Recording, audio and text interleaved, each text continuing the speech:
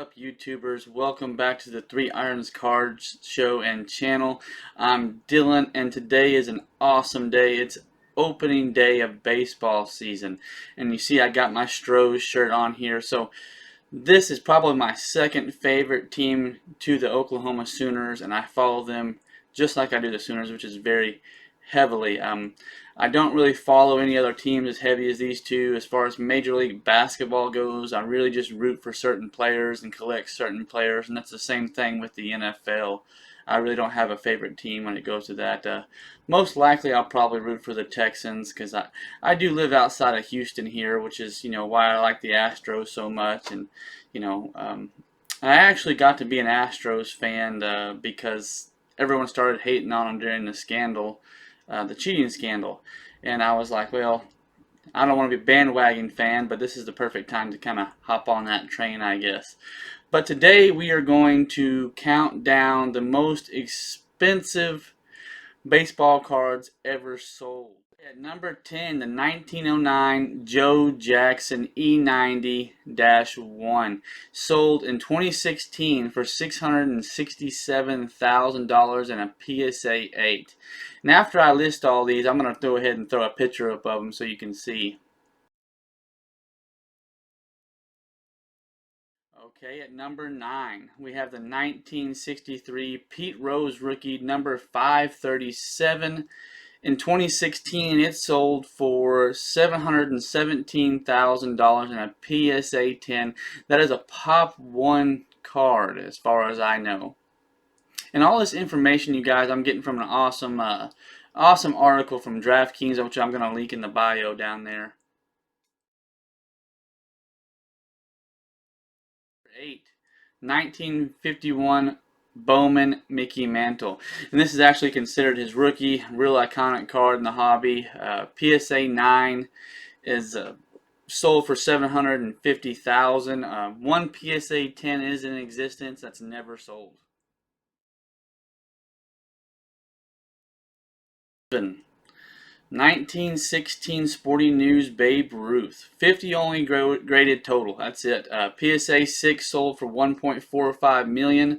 One PSA 8 exists, estimated to be worth $3 million.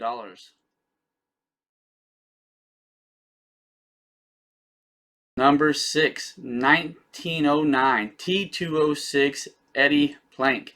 So this is probably the most iconic set in baseball cards, the T206 cards. There's only 110 graded copies. It's the most desirable set probably of all time. It's extremely low pop for this card.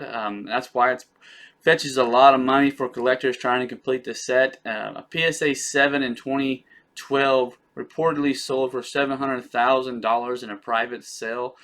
There's only one graded higher and a PSA 8 in existence, and it's never sold.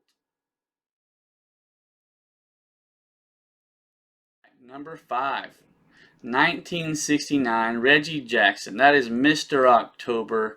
This is a really easy to find a card, actually. You can find it all over eBay if you want to. It's the most attainable card on this countdown here. PSA 3 recently sold for $152, so I mean it's pretty easy to come across and low grades, and it's really cheap to find. There's only one PSA 10 that exists. It recently sold for over $1 million, right around $1 million, and it's actually the record sale for any Reggie Jackson card. 1955 Roberto Clemente rookie. That sold for $1.1 million March 6th. Pretty iconic card itself. Roberto Clemente was a very popular player, and that's an awesome card.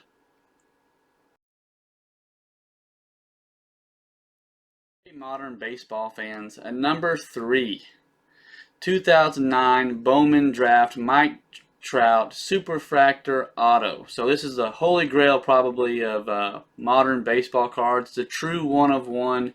It is, it's a rookie auto, and in 2020 at auction it sold for $4 million. It's actually estimated probably to be worth a lot more now. So that's a really awesome card for modern baseball. And Mike Trout is probably the most iconic baseball player of our era, of the 2000s. He's going to be one of the all-time greats.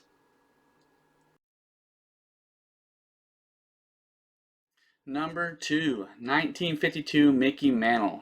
This set here, the top set, this is not really his true rookie, but it actually fetches more than his rookie. There's actually 2,400 graded across all companies, and even in a PSA 1, it fetches a high price at around $34,000. The average sale price of this card is $27,500. There are 6 PSA 9s and 3 10s in existence. The PSA 10s have never sold as far as I know. The PSA 9 recently sold for just under $3 million.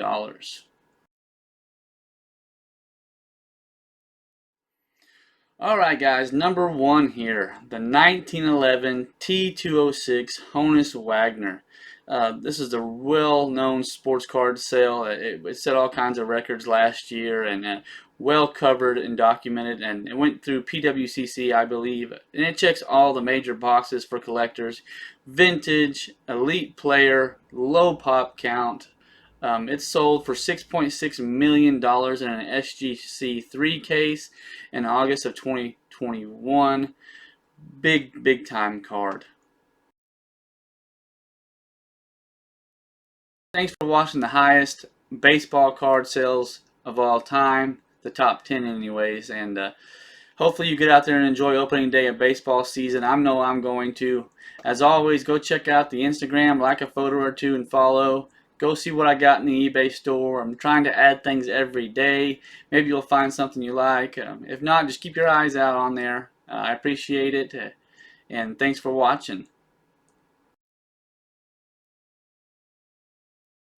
We all wish we could probably afford those cards and keep them in our safe in our house or in a vault somewhere and just look at them every now and then and brag about them. Not all of us can afford these really expensive cards, and sometimes, as collectors, our cards, even though some of them aren't really worth a whole lot, they mean a whole lot to us, and that's how a lot of my cards are in my collection. They don't have a high price tag on them probably, and a lot of them are just raw, but they sometimes have stories, and I can remember where I bought them, and I don't buy a whole lot of my personal stuff off eBay. I like to just come across it and when I'm out with my wife or at an actual card shop, and then I have that memory to go along with the card as well. So with that being said, let's get started with the top 10 highest sports cards ever sold. Here we go.